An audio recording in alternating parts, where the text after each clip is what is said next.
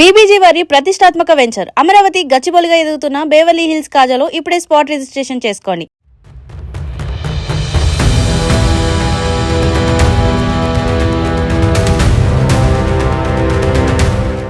చరిత్రలో మనం ఎందరో వీరులను చూశాం. అలెగ్జాండర్ నుండి అశోకుడి వరకు అజేయమైన సామ్రాజ్యాలను నిర్మించిన వారెందరో. కానీ ఒంటి చేత్తో ప్రపంచాన్ని జయించిన వీరులు కూడా తమ సొంత బలహీనతల ముందు ఓడిపోయి ఎందుకు కొరగాని వారిగా మిగిలిపోయారు. చాణక్యనీతిలో ఇప్పటి వరకు మనం రాజ్యతంత్రాల గురించి, శత్రువును ఎలా దెబ్బతీయాలి అన్న వ్యూహాల గురించి చర్చించుకున్నాం. కానీ ఈ ఎపిసోడ్లో చర్చించబోయే అంశం అన్నిటికంటే అత్యంత శక్తివంతమైనది. నీ బయటున్న శత్రువు నిన్ను ఒక్కసారి మాత్రమే ఓడిస్తాడు, కానీ నీ లోపల ఉన్న శత్రువు నిన్ను ప్రతిరోజు ఓడిస్తూనే ఉంటాడంటాడు చాణక్యుడు. మీరు ముందు గెలవాల్సింది ప్రపంచాన్ని కాదు, మిమ్మల్ని మీరు. మీలోని కోపం, మీలోని అలసత్వం, మీలోని అహంకారం, ఇవే మీ విజయానికి అడ్డుపడుతున్న అసలైన గోడలు. ఒక సామ్రాజ్యాన్ని స్థాపించడం కంటే తన మనసును ఒక క్రమశిక్షణలో ఉంచడం చాలా కష్టమైన పని. ఈ సందర్భంలో చాణక్యుడు చెప్పిన ఒక అద్భుతమైన శ్లోకాన్ని మనం గమనించాలి. ఇంద్రియాణి వశే కృత్వా ధారయేత్ కార్యసాధకః నాణ్యతా సిద్ధిమాప్నోతి క్రోధావేశేన మానవః. ఎవరైతే తమ ఇంద్రియాలను అంటే తన మనసును, కోరికలను తన అదుపులో ఉంచుకుంటాడో వాడే అసలైన కార్యసాధకుడు అవుతాడు.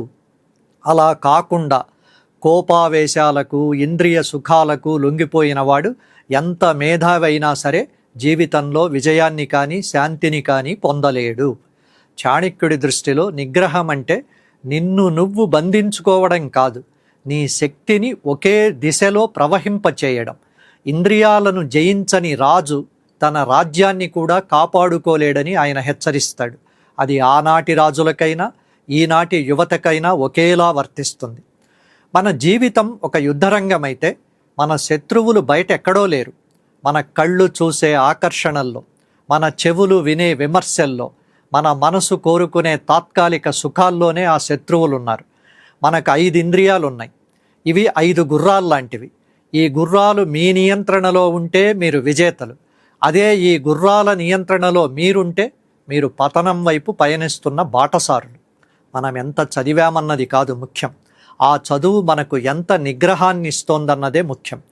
ఇంద్రియాలను వశం చేసుకోవడం అంటే వాటిని చంపేయడం కాదు, వాటిని సరైన మార్గంలో పెట్టడం.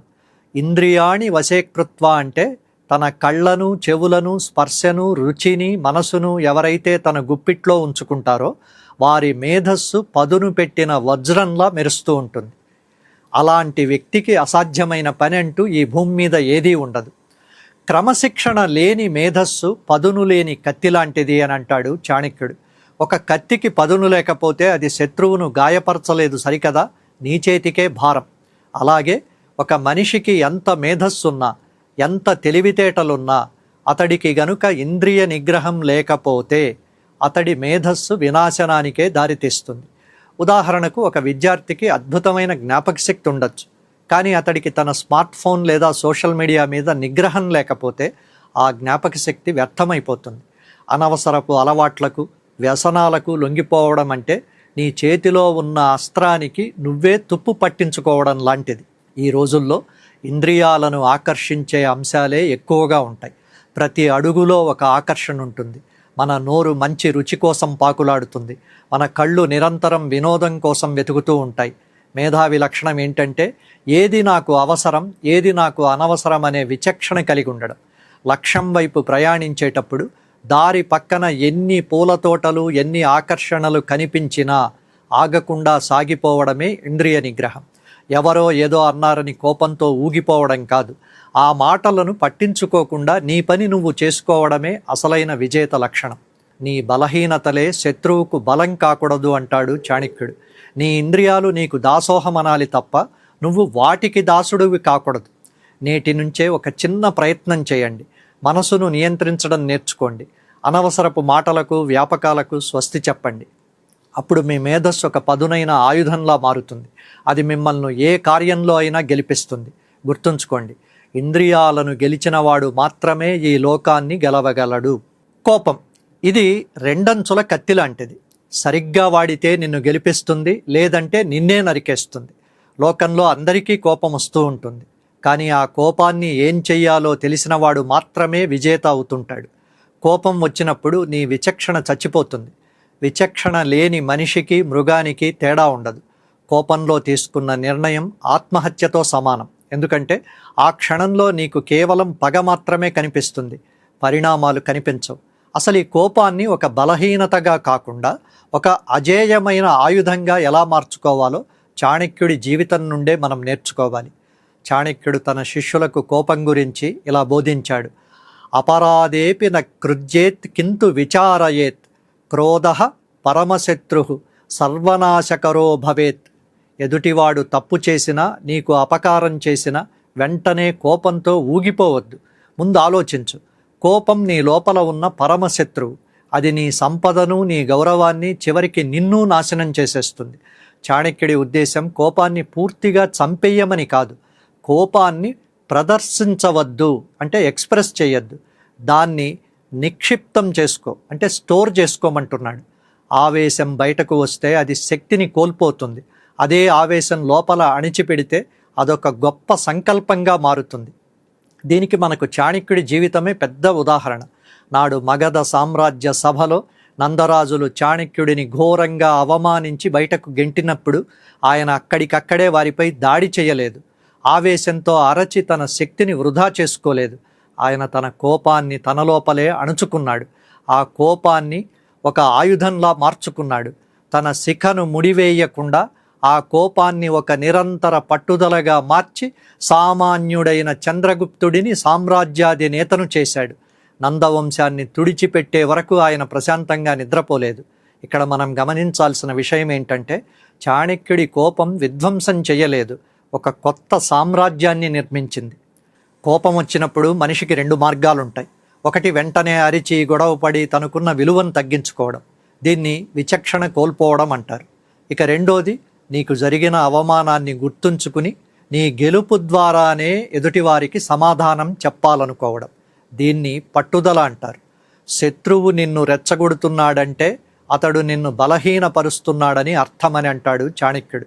వాడు రెచ్చగొట్టినప్పుడు నువ్వు కోప్పడితే వాడు గెలిచినట్టే. నువ్వు చిరునవ్వుతో ఆ కోపాన్ని దాచుకుంటే నువ్వు గెలిచినట్టే.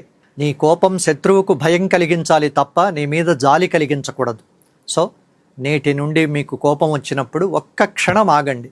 ఆ కోపాన్ని బయటకు వదిలేసి ఓడిపోతారా, లేక లోపల దాచుకుని పట్టుదలగా మార్చుకుని గెలుస్తారా అన్నది మీకు మీరే నిర్ణయించుకోండి. కోపాన్ని బలహీనతగా మార్చుకుని పతనం కాకండి, దాన్ని ఆయుధంగా మార్చుకుని విజేతలుగా నిలవండి. ఆవేశాన్ని అణుచుకుని ఆలోచనకు పదును పెట్టడమే అసలైన చాణక్యనీతి. జీవితంలో శిఖరాలను అధిరోహించాలంటే మనకు కావాల్సింది ఆత్మవిశ్వాసం. కానీ ఆ శిఖరం పైకి వెళ్ళాక కింద ఉన్నవారు చాలా చిన్నగా కనిపిస్తే అది అహంకారం. ఈ రెండింటి మధ్య ఉన్న సన్నని తేడాను గుర్తించకపోతే మనిషి ఎంత ఎత్తుకు ఎదిగినా ఒక్క క్షణంలోనే పతనం కాక తప్పదు. నీ మీద నీకు నమ్మకం ఉండడం నీ బలం, ఎదుటివాడు నీకంటే తక్కువ అని అనుకోవడం నీ బలహీనత అని అంటాడు చాణక్యుడు. చాలామంది ఈ రెండింటికి మధ్య ఉన్న ఆ సన్నని గీతను పట్టించుకోరు, దాటేస్తుంటారు. అసలు ఈ నేను అన్న భావం విజయానికి ఎలా దారితీస్తుంది, అది వినాశనానికి ఎప్పుడు మారుతుందో చూద్దాం. విద్యా దదాతి వినయం వినయాద్యాతి పాత్రతాం, పాత్రత్వాబ్ధనమాప్నోతి ధనాద్ధర్మం తతఃసుఖం. విద్య వినయాన్నిస్తుంది, ఆ వినయం యోగ్యతనిస్తుంది. యోగ్యత ఉన్న వాళ్ళకే సంపద దక్కుతుంది.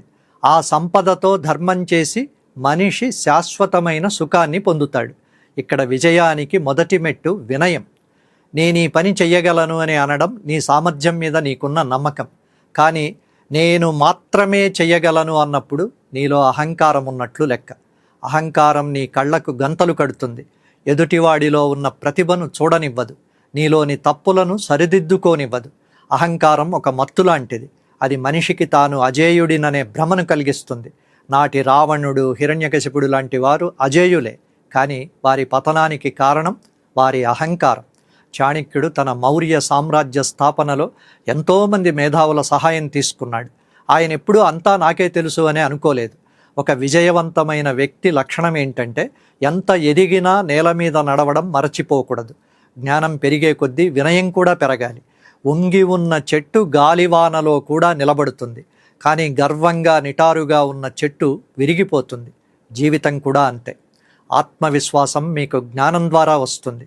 నీ సామర్థ్యాలను నువ్వు గుర్తించు, నీ తప్పులను నువ్వు ఒప్పుకో. అహంకారి తన తప్పులను ఎప్పుడూ ఒప్పుకోడు, అందుకే అతడు నేర్చుకోవడం ఆపేస్తాడు. ఆత్మవిశ్వాసం ఉన్న వ్యక్తి ప్రతిరోజు ఏదో ఒకటి నేర్చుకుంటూ ఉంటాడు, ఎందుకంటే అతడికి తెలుసు తాను ఇంకా ఎదగాలని. వినయమే నీ జ్ఞానానికి అసలైన కిరీటం కావాలి. విజయం చేరాల్సిన ఒక గమ్యస్థానం కాదు, అదొక నిరంతర ప్రయాణం. మనం ఒక్కసారి గెలిచాం కదా అని విశ్రాంతి తీసుకుంటే కాలం మనల్ని వెనక్కు నెట్టేసి వెళ్ళిపోతూ ఉంటుంది. చాణక్యుడు మౌర్య సామ్రాజ్యాన్ని నిర్మించి తన శపథం నెరవేర్చుకున్నాక వెళ్ళి సింహాసనం మీద కూర్చోలేదు. తన పగ తీరింది కదా అని విలాసాల్లో మునిగిపోలేదు. దేశాన్ని సుస్థిరం చేసే వరకు, మౌర్య సామ్రాజ్యం ప్రపంచానికే ఆదర్శంగా నిలిచే వరకు ఆయన నిరంతరం శ్రమిస్తూనే ఉన్నాడు. మీ ప్రయాణం కూడా అలాగే సాగాలి. నిన్నటి విజయం నేటి ఉత్సాహం మాత్రమే కావాలి, అది నీ గమ్యం కాకూడదు, అక్కడే ఆగిపోకూడదు. నిన్ను నువ్వు గెలిచిన రోజు ఈ ప్రపంచమే నీ వెనుక నడుస్తుంది. తరువాత ఎపిసోడ్ చాణక్యనీతి 10లో అత్యంత ఆసక్తికరమైన అంశం సమయ పాలన గురించి చర్చించుకుందాం. ముగించే ముందు ఒక మాట, ధాత్రి టీవీ వీడియోలకు మిలియన్ల సంఖ్యలో వ్యూస్ వస్తున్నందుకు అందరికీ పేరు పేరున ధన్యవాదాలు. సబ్స్క్రైబ్ చేసుకోకుండా వీడియోలు చూస్తున్న వాళ్ళు వెంటనే ధాత్రి టీవీని సబ్స్క్రైబ్ చేసుకోండి, మరో 10 మందితో చేయించండి.